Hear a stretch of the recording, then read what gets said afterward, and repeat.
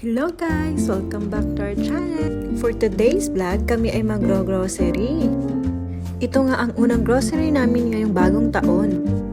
Dito nga kami ngayon sa Vista Mall of Davao magro-grocery. Dahil medyo malapit lang din naman ito sa amin at hindi masyadong traffic. Bago nga kami pumunta sa supermarket ay pumunta muna kami dito sa All Home. Kay batang tuwang-tuwa na naman dahil nakalabas na naman ng bahay. Ayan na nga at napakaligalig at ayaw na nga magpahawak. Nauna pa nga siyang mamili sa amin ni Daddy. Ang dami nga namin nagustuhan dito at halos lahat nga ay naka-sale. Wala.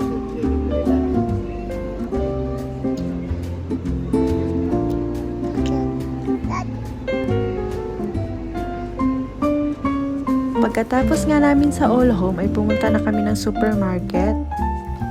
Excited na nga rin itong batang to mag-grocery at may dala nga rin siyang card.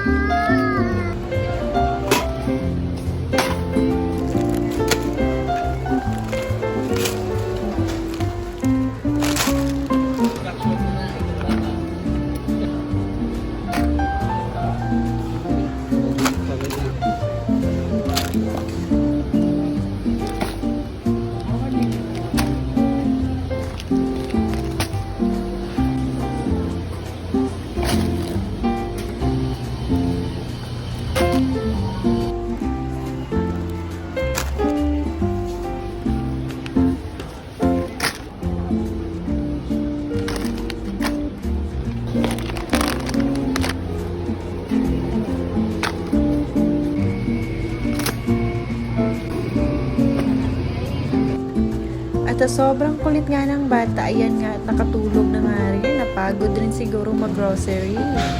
Pagkatapos nga namin ay nagbayad na rin kami at baka sumobra pa sa budget.